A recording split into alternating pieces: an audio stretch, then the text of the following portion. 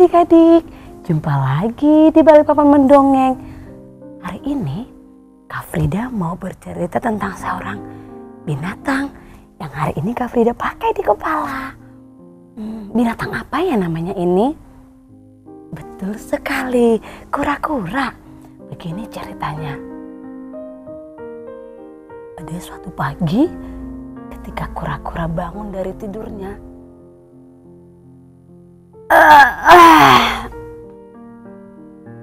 dia langsung berkata,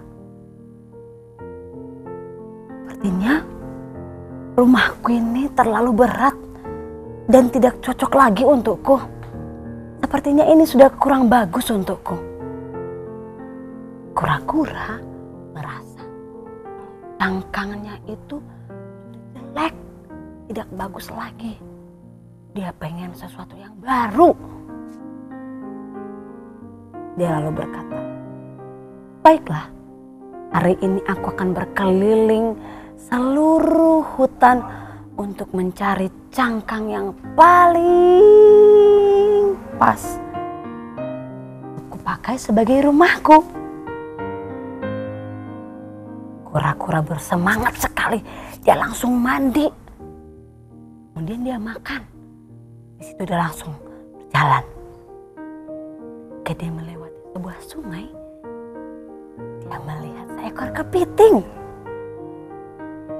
Lalu dia berpikir, sepertinya sangat bagus kalau aku mempunyai rumah seperti rumah kepiting. Dia mempunyai 2 capit. Dan capitnya itu bisa menjepit. Akan sangat hebat kalau aku mempunyai seperti itu. Lalu dia datang mendekati kepiting. Kepiting, bolehkah aku pinjam cangkangmu?" Lalu si kepiting berkata, "Memangnya bisa kamu pakai cangkangku?" Kura-kura berkata, "Dicoba dulu. Soalnya aku sudah bosan dengan rumahku ini. Dia sudah sangat jelek. Aku mau yang baru. Dan aku rasa cangkangmu bagus." Lalu si kepiting berikan rumahnya. Kasih kura-kura memakai. Dia berkata, "Aduh, kecil sekali itu rumahmu. Ini belakangku kelihatan. Aduh, tidak enak rasanya membawa 2 balok kayu di belakang." Lalu dia berkata kepada si kepiting, "Ah, kepiting, itu tidak cocok untukku. Terima kasih." Kemudian dia berjalan lagi. Ketika dia melewati sebuah lubang, ternyata di sana ada seekor udang. Terus dia melihat, wow, sepertinya rumah si udang kelihatan sangat bagus. Warnanya orange dan dia mempunyai kumis yang panjang. Sepertinya itu yang paling cocok untuk kupakai untuk menjadi rumah baruku. Tapi ketika dia mau meminta kepada si kepiting buru-buru pergi. Lalu dia bersedih. Sepertinya itu bukan rumah yang terbaik untuk aku. Aku cari yang lain saja. Kemudian dia berjalan lagi. Ketika dia sudah berjalan, dia ketemu dengan seekor hewan yang juga mempunyai rumah dan membawanya kemana-mana. Dia adalah seorang bekicot. Bekicot sedang berjalan ke sana kemari dengan membawa cangkangnya, rumahnya yang sangat bagus. Lalu si kura-kura berpikir, sepertinya tuh rumahnya bekicot cocok untuk aku. Dia agak runcing dan sepertinya ringan dibawa kemana-mana. Tidak seperti rumahku yang besar, sudah jelek, berat lagi. Lalu dia mendekati bekicot dan berkata, Pak Bekicot, bolehkah aku meminjam cangkangmu? Aku mau mencobanya. Lalu si Bekicot berkata, kamu ini mengganggu aku saja. Aku lagi sibuk ini. Lalu si kura-kura berkata, aduh, tolonglah Pak Bekicot. Kamu tidak lihat cangkangku ini sudah sangat jelek dan terlalu berat untuk dibawa kemana-mana. Aku mau yang baru. Lalu si Pak Bekicot berkata, memangnya cangkangku ini cukup menutupi badanmu itu? Lalu si kura menjawab, memang sih badanku ini besar dan butuh sesuatu yang besar untuk menutupinya. Tapi sepertinya aku merasa cangkangmu cocok deh aku pakai. Lalu dengan berat hati Bapak Bekicot memberikannya. Baiklah, kamu coba saja dulu. Tapi ingat dikembalikan ya.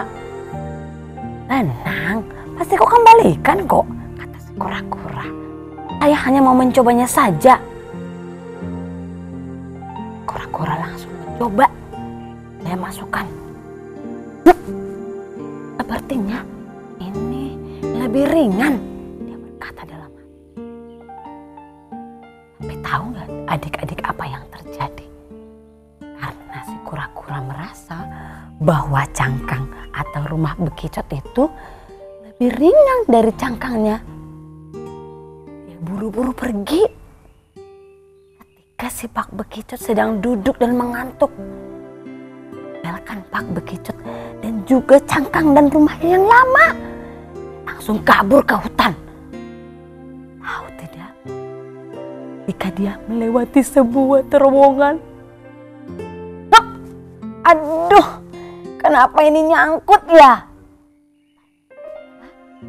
Cangkangnya Pak Bekicot itu terlalu tinggi, sehingga karena dia sudah terbiasa memakai rumah atau cangkang yang tidak tinggi, dia kesulitan. Dia menggerutu. Ini cangkang ternyata tidak membantu sama sekali.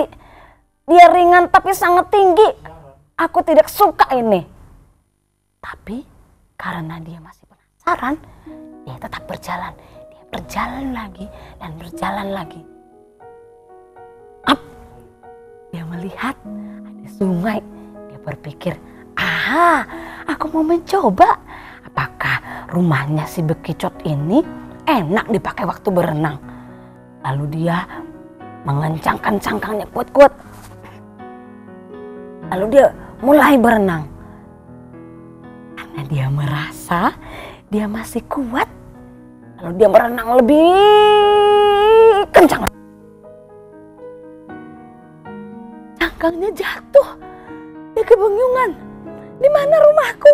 Di mana rumahku? Ternyata tanpa sepengetahuan si kura-kura, Pak Bekicot ada di belakang. Dia dengan sigap menangkap rumah Pak Bekicot yang jatuh dari punggung si kura-kura. Melihat hal itu, kura-kura pun sangat ketakutan. Dia takut Pak Bekicot akan marah dan melapor kepada teman-temannya. Lalu Pak Bekicot berkata, kura-kura, aku tidak akan marah kepadamu. Kamu tahu kenapa?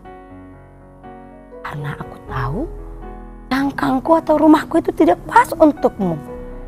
Rumah yang paling bagus, cangkang yang paling bagus adalah yang kamu punya. Karena Tuhan sudah menciptakannya seperti bentuk tubuhmu. Kamu tidak akan merasa terlalu berat lagi kalau kamu bersyukur dengan apa yang kamu punya. Kamu juga tidak akan merasa itu terlalu jelek kalau kamu bersyukur dengan apa yang kamu punya. Ketahuilah, kura-kura, sesuatu yang bagus itu adalah sesuatu yang bisa membuat kita bahagia. Sesuatu yang pas untuk ukuran kita, bukan sesuai dengan ukuran orang lain. Jadi, yang bagus untuk orang lain belum tentu bagus untuk kita. Tapi, sesuatu yang telah Tuhan berikan untuk kita adalah yang terbaik, kata si bapak bekicot. Lalu si kura-kura pun dengan malu berkata, baiklah bapak bekicot, aku mengaku salah. Akhirnya si kura-kura mengambil kembali rumahnya yang lama dan memakainya. Tapi kali ini dia merasakan sesuatu yang berbeda. Dia berkata, ini baru pas. Ini baru bisa menutupi seluruh badanku. Ternyata ini rumah yang paling bagus yang harus aku jaga selamanya. Nah adik-adik, ternyata sesuatu yang bagus itu, sesuatu yang baik itu adalah sesuatu yang sudah Tuhan berikan untuk kita. Bukan milik orang lain yang kita lihat cantik. Tapi bagaimana kita mensyukuri, menjaga, dan merawat apa yang sudah Tuhan berikan untuk kita. Begitu ceritanya untuk hari ini. Demikian ceritanya. Sampai jumpa lagi di lain kesempatan. Dadah.